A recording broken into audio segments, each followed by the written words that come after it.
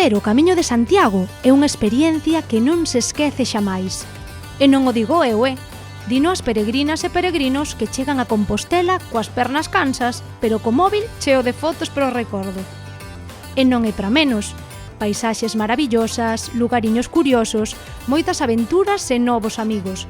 Todo iso atoparédelo na vosa camiñada. Por iso, quen proba, repite seguro.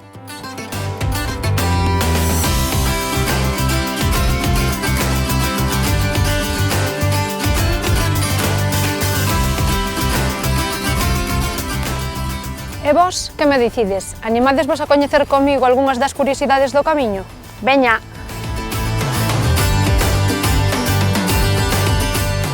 Primeira lección. Pola mañá, pola tarde, cando paredes para xantar, a noitiña, o saúdo será sempre o mesmo. Bo camiño! Adiós! Bo camino! E iso mesmo é o que debedes contestar. Bo camiño! Fácil, non? Pois veña, seguimos. Cando botamos a andar, estas frechas amarelas vanse converter nas nosas mellores amigas, porque van a axudar a que non nos desviemos do noso traxecto. Son, sen dúbida, un dos símbolos máis identificadores do camiño.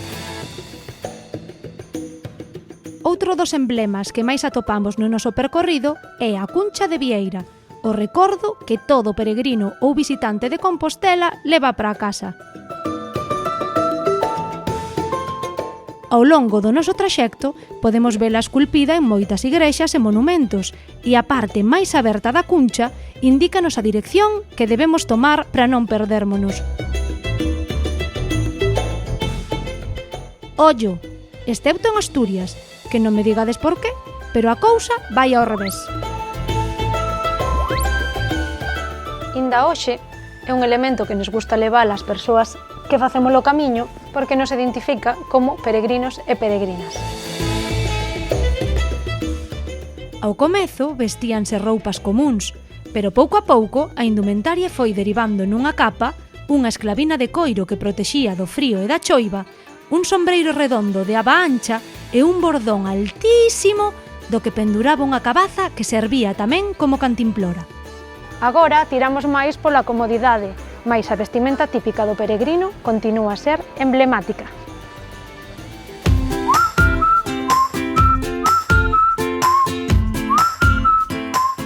Unha vez chegamos a Santiago, o momento máis agardado é ver a catedral.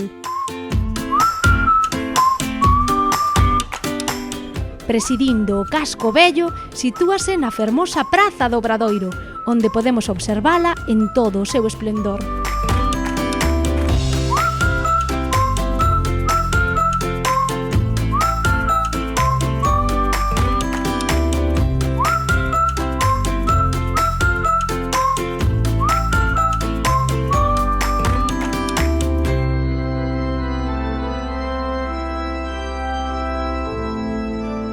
É costume asistir á misa do peregrino, e se tedes sorte, ao mellor podedes ver un dos acontecementos top, o botafumeiro en acción.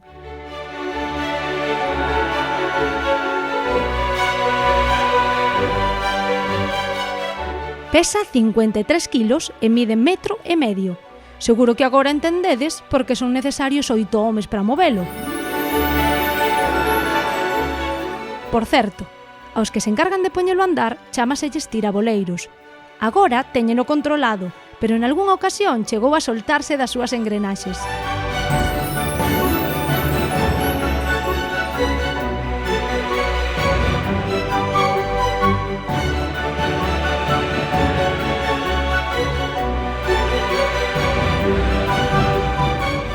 O primeiro botafumeiro data aproximadamente do século XV, e a que non sabedes cal era a súa función? Pois disimular o cheiro que soltábamos os peregrinos despois de tantas horas de pateo. Outra vez fora da catedral, vemos a berenguela, a torre do reloxo. A súa lanterna funciona como un faro, indicándonos onde está a tumba de Santiago Apóstolo. E só a veredes prendida se é ano santo.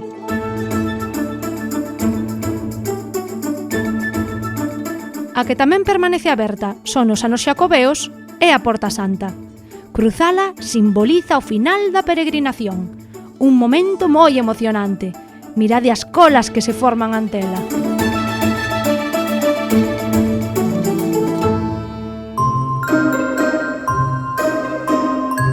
E se de tanto esperar vos colle a noite por Compostela, preparádevos para outro momentazo. Case parece que entramos nunha peli de misterio, non si? E é que Santiago está cheo deles.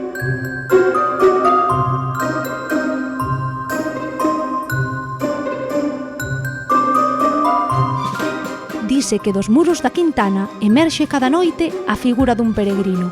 Si, o que escoitades. Pero é bo tipo, non vos ten que dar medo. Conta a lenda que era un clérigo da catedral que namorara dunha das monxas de San Paio de Antaltares.